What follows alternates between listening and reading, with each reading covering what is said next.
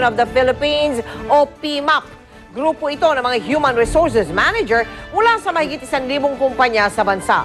38.64% ang nakuha ni Aquino mula sa humigit kumulang 300 miyembro ng PMAP na lumahok sa mock election. Tie sa pangalawang pwesto, Senador Richard Gordon at dating Defense Secretary Gilbert Teodoro na may 22.73%. Sumunod sina Senador Manny Villar at Brother Eddie Villanueva. 0 ang nakuha ng ibang kandidato. Sa isa namang survey ng PMAP sa kanilang mga miyembro, 63% na nagsabi na hindi sila naniniwala sa mga survey.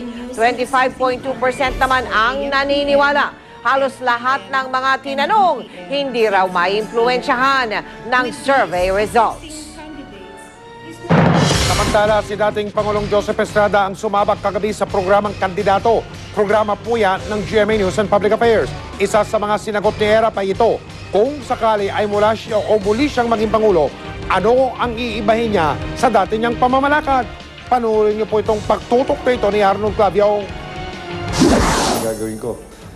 Si dating Pangulong Joseph Estrada ang ika-4 na presidential candidate na aming nakapanayam sa kandidato. What is your greatest extravagance?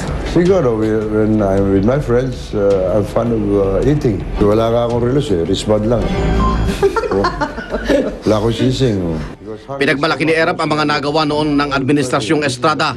Among all the presidents and post-Marcos presidents, ako ang nakapagbigay ng the biggest real per capita budget for social services and the biggest budget on health.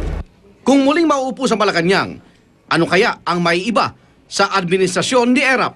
May iba doon, hindi nila kaya pababay na. For sure. Bakit? Anong gagawin nyo na iba?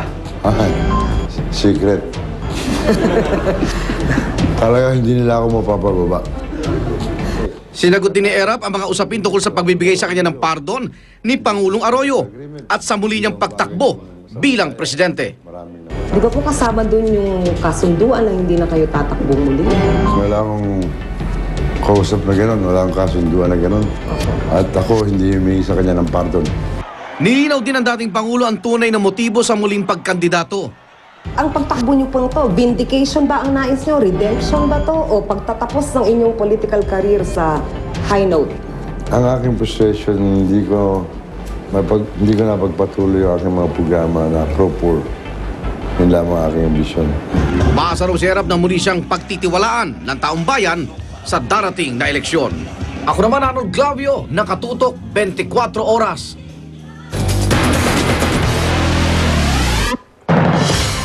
Marami ang bumilib ng magpakitang gilas ang Pinay boxer na si Ana the Hurricane Hulaton sa kanyang media workout. Haharapin ni Hulaton ang Canadian na si Liza Bad News Brown. Ang bakbakang yan ay mapapanood natin alas 3 ng hapon sa linggo. Dito po yan sa GMA. Mula sa Toronto, sa Canada, nakatutok si James Velasquez. 10 linggong pagsasanay. 10 round ng boxing. Para sa milyong-milyong Pilipino sa buong mundo. Ito raw ang iniisip ni Ana the Hurricane Hulaton ilang araw bago ang kanilang sagupaan ni Liza Bad News Brown para sa bakanting WBA Women's Super Bantamweight title ngayon linggo. Ito rin marahil ang dahilan kung bakit seryoso si Hulaton sa kanyang open media workout sa Crudar Gym dito sa Toronto City. Pagtapak niya sa ring, agad niyang ipinakita ang resulta ng matinding pagsasanay nila ni Nonito Donaire Sr. Lumalagot ang mitts dahil sa lakas ng mga uppercut at body shot. Matatalim ang kanyang mga jab at kombinasyon at maliksi ang kanyang galaw sa ring. Matapos ang 6 na rounds, iba't ibang abdominal exercises naman ang ginawa ni Hulaton para patibayin ang kanyang katawan. Napahanga tuloy ang lahat ng pumunta sa workout dahil sa disiplinang ipinakita ng kampyon, lalo na ang Consul General to the Philippine Assembly na si Minerva Falcon. Ayon sa local media ng Toronto, malaki ang pinagbago ng puwersa at kondisyon ni Hulaton. It's been pretty impressive today, hitting the pad. Maliban sa kanyang mga kamao, alam ni Ana Hulaton na ang pinakamatindi niyang sandata sa ring ay ang kanyang katapangan. Personal raw kasi nasaksihan ni Hulaton kung paano maghanda si pound-for-pound king Manny Pacquiao. Just watching Manny Pacquiao, he's such an amazing athlete. He makes it look so easy. You never see any signs of fatigue or tiredness. He has this light attitude about it.